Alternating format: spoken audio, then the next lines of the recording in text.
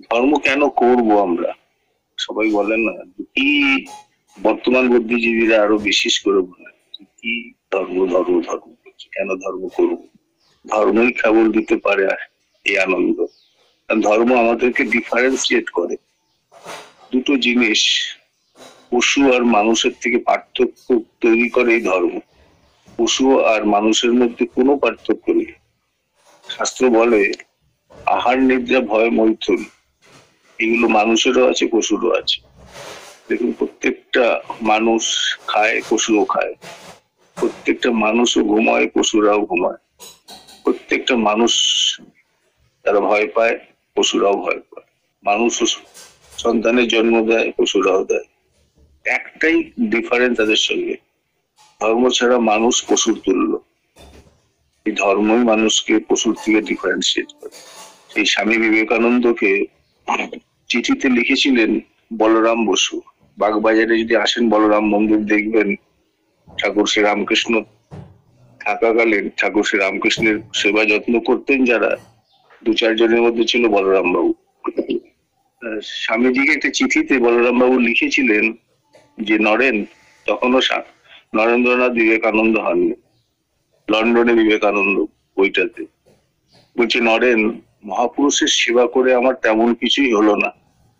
স্বামীজি প্রত্যুত্তরে লিখেছিলেন, এ কি বলছেন বলরাম বাবু? পশু ছিলেন, মানুষ হয়েছেন, ধরে রাখতে পারলে দেবত্বে উপনীত হবেন।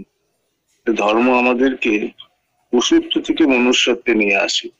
ধর্ম জীবন আমরা যাপন করি আর কোনো কারণে না, একটাই কারণ, যে আমাদের মানসিক উন্মেষ বিকাশ ঘটানোর জন্য। আমরা যে পশুর তুল্য জীবন যাপন করছিলাম সেখান থেকে একটু উন্নত জীবন যাপন করব, আর এটাকে ধরে রাখতে পারলেই দেবত্বে উপনীত হওয়া যায়। তাই ধর্মই খালি পারে আমাকে সেই যে, আচ্ছা ধর্মকে যদি সমাজ থেকে বাদ দেয়, এই আগের দিন বলছিলাম না, কি হতে পারে যদি ধর্ম না থাকে সমাজে? ধর্ম নিয়ে যখন মানুষের একটা অ্যালার্জি আসে, ধর্মকে যদি সমাজ থেকে বাদ দেয় তাহলে কি হবে? বলছে জঙ্গল সিভিলাইজেশন, বলি রাজত্ব। একবার ভাবুন, প্রত্যেকটা মানুষ যদি তার জায়গা থেকে ধর্মকে প্রতিপালন না করে, একটা ডাক্তার যদি তার ধর্ম পালন না করে, একটা পুলিশ যদি তার ধর্ম পালন না করে, একটা উকিল যদি, একটা জজ যদি, প্রত্যেকটা প্রফেশনে প্রত্যেকটা মানুষ যদি ধর্মকে প্রতিপালন না করে, তাহলে এই পৃথিবীটা জঙ্গলের রাজত্ব। ধর্ম সবাই করছে, কিন্তু তার ক্লাসিফিকেশনটা একটু আলাদা, তার ধরনটা একটু আলাদা, হয়তো মনে যা বুঝতে পারছে না। তাই ঠাকুর বললো, ধর্মকে যে কর্ম মাঝে ফুটিয়ে তুলতে পারলো না, ধর্মে কর্মে আনলো বিভেদ, পদে পদেই লাঞ্ছনা। আমরা ধর্মকে ঠাকুর ঘরে ঘন্টা নাড়া বুঝি, ফুল বেলপাতা দিয়ে নৈবেদ্য সাজিয়ে উপাচারে পুজো করাকেই ধর্ম। কিন্তু ধর্ম যে কর্মের মধ্যে পরিস্ফুট করতে হয়, সেটা ঠাকুরের কাছে এসে শিখেছি, নাহলে এতদিন চরণ পুজোই করেছি। ধর্ম যে ডিক্লাইন করে, ধর্ম পড়ে যায়, কেন পড়ে? কারণ মানুষ খালি আকাশের ভগবানকে চায়, ভগবান ভগবান ভগবান। তাই পুরুষোত্তম আসে নরশরীর ধারণ করে, এসে আমাদের দেখান কিভাবে ধর্মজীবন প্রতিপালিত করতে হয়। দেখুন, ওই একটা চৌকি পাতা আছে, সেইখানে বসে সারাটা জীবন ওইখানে বসে বসে কাটিয়ে দিলেন, আর আমাদেরকে শেখালেন যে কিভাবে ধর্ম প্রতিপালিত করতে। প্রত্যেকটা মানুষকে জিজ্ঞেস করুন কি চাই, সবার উত্তর হবে আনন্দ চাই, শান্তি চাই আর মুক্তি চাই। হলো বাজারে কিনতে পাওয়া যাবে না, তারপরে অনেক টাকা পয়সা থাকতে, কিন্তু বাজারে গিয়ে বলুন 5 কেজি আনন্দ, 3 কেজি শান্তি, 2টো মুক্তি দিন, পাবেন? পাওয়া যাবে। Can not be brought, come from spiritual life. আধ্যাত্মিকতাই এটা দিতে পারে, ধর্মজীবনী কেবল এগুলো দিতে পারে। এই জন্যই ধর্মকে প্রতিপালন করা দরকার। প্রত্যেকটা দিন প্রত্যেকটা মানুষ আমরা এইটার খোঁজেই ঘুরে বেড়াচ্ছে মানুষ, কিন্তু কোথায় পাবো সেখানে যাব না। দিন দিন দেখুন, খালি বাইরের সিনারিও যদি আমরা দেখি তাহলে ভাবতে পারবো, ঠাকুর বলেছিলেন না, এই যে আমাদের ঠাকুর বাংলোর ঠিক পেছনটাতে, যেখানে জুতো, এখন তো ডান দিকে জুতো র্যাক হয়েছে, ঠিক পেছনটাতেই একটা জায়গা ছিল যেখানে আগে জুতো থাকতো। তা ঠাকুর, ননীগোপালদা এরা সবাই একদিন বেরিয়েছিলেন। ঠাকুর ওই জায়গাতে এসে, ননীগোপালদার কাছে একজন এসেছেন, তা ননীগোপালদা ওই জায়গাটাতে প্রণাম করছেন। তখন তাকে জিজ্ঞেস করছে, আচ্ছা আপনি এখানে প্রণাম করছেন কেন? কিছুক্ষণ পর ননীগোপালদা তার মাহাত্ম্য বলছিলেন, যে এই জায়গার কি মাহাত্ম্য। বলছে ঠাকুর একদিন প্রাতঃ ভ্রমণে বেরিয়েছেন, সঙ্গে কেষ্টদা রয়েছে, বীরেন ভট্টাচার্যদা রয়েছেন, ননীগোপাল রয়েছেন, অনেক ব্যক্তি রয়েছে। ঠাকুর ওই জায়গাটাতে এসে দাঁড়িয়ে পড়েছেন আর আকাশের দিকে চেয়ে রয়েছে। তো অনেকে কিছুক্ষণ ধরে কিছু বুঝতে পারছে না, ভাবছে বোধহয় ঠাকুর কিছু দেখছেন। তারপর ঠাকুরের চোখ থেকে জল যখন পড়ছে, তখন কেষ্টদা বলছে, ঠাকুর আপনি কাঁদছেন কেন?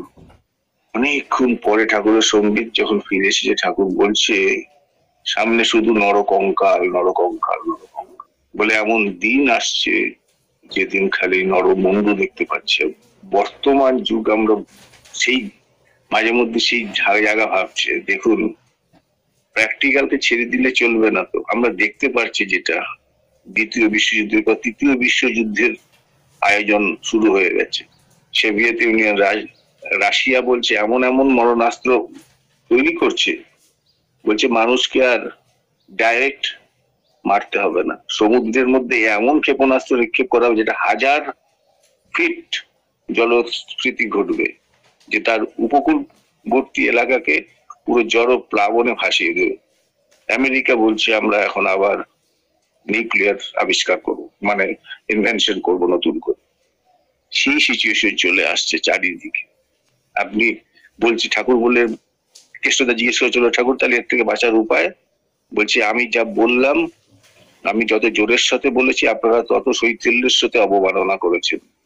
এখনো সুযোগ আছে, যদি এর প্রচার ও প্রসার ব্যাপকভাবে দ্রুতভাবে করা দরকার, তাহলে বাঁচানো মুশকিল। আর সত্যি দেখুন যে দিকে মুখ দিচ্ছে, বলছে গুটি কয়েক মানুষ যারা মানে একদম একনিষ্ঠ ভাবে নাম ধ্যান পরায়ণ থাকবে, তারাও বাঁচলেও বাঁচতে পারে, ঠাকুর এইভাবে বলেছে। একদম একনিষ্ঠ যারা, যার মধ্যে ছল কপট কিছু নেই, মন মুখ এক হয়েছে, মিরাকেল ভাবে তারাও যদি বাঁচলে বাঁচতে পারে, ঠাকুরেরা বলছে। তাহলে ধর্ম কেন করব, কেন প্রতিপালন করব, সেটা সবাইকে ভাবার দিন দিন দিন এসে চলেছে। খালি আমি ভালো আছি, আমি ভালো কথা, আমি মিথ্যে কথা বলি না, আমি সবসময় সত্য কথা বলি, আমি সবসময় নাম ধ্যান পরায়ণ চলছি, কিন্তু আমার পাশের বাড়ির লোকটা যদি অন্যরকম হয়, তার ফল আমাকে ভুগতে হবে। ওই জন্যই ঠাকুর বলেছিল, তুমি ঠিক যেন তুমি তোমার তোমার পরিবারের, দেশের, দশের, বর্তমান ভবিষ্যতের জন্য। আমি ভাবছি আমি তো কোনো মিছে কথা করি না, আমি তো কোনো কারোর সঙ্গে দুর্ব্যবহার করি না, কিন্তু আমার পাশের বাড়ির লোকটার ছেলেটার যদি আমি মোড় ঘোরাতে না পারি, ওই অসৎ চরিত্র গুন্ডা বদমাস মানুষটা দুদিন বাদে পুরো আমার ক্ষতি করবে, সমাজের ক্ষতি করবে। এই ধর্মই একমাত্র পারে তার মোড় ঘোরাতে। সেই জন্য ঠাকুরের এত ব্যাপক আয়োজন, সেই জন্য সব জায়গাতে এত দীক্ষা দীক্ষা দীক্ষার কথা কেন বলছেন সবাই আচার্যদেব। একটাই উদ্দেশ্য, যদি পৃথিবীকে বাঁচাতে হয় তাহলে ধর্মই তা পারে। তাই জন্যই আমাদের সকলের একটাই মতো, যে প্রত্যেকটা মানুষের মধ্যে ঠাকুরকে ছড়িয়ে দেওয়া, প্রচার করে দেওয়া, প্রসার করা। তাই ঠাকুর বললো যাজন করো, যাজন করো। যাজন তখনই সম্পূর্ণ হয় যখন যজন সম্পূর্ণ হয়। আমার যজন যদি না থাকে করা, তাহলে যাজন হবে না। তাই বললো যে তোমার মুখ নয়, তোমার জীবন, তোমার আচরণ যেন তোমার আদর্শের হয়ে কথা বলে, তোমার সঙ্গের হয়ে কথা বলে, তোমার সঙ্গ দেবতার হয়ে কথা বলে। তাহলেই আমরা মানুষকে আকৃষ্ট করতে পারবো। প্রত্যেকটা মুহূর্ত আমাদের কাছে চ্যালেঞ্জের টাইম। আমরা ভাবছি ক্যাজুয়াল নিচ্ছি, কিন্তু আপনারা দেখবেন, নিউজ যারা দেখেন তারা জানছেন যে মানুষ সত্যি, ঠাকুর যে বলেছিলেন, যদি মানুষকে ওই দিকে মোড় না ঘোরানো যায়, টার্ন না করানো যায়, সমূহ বিপদের দিক।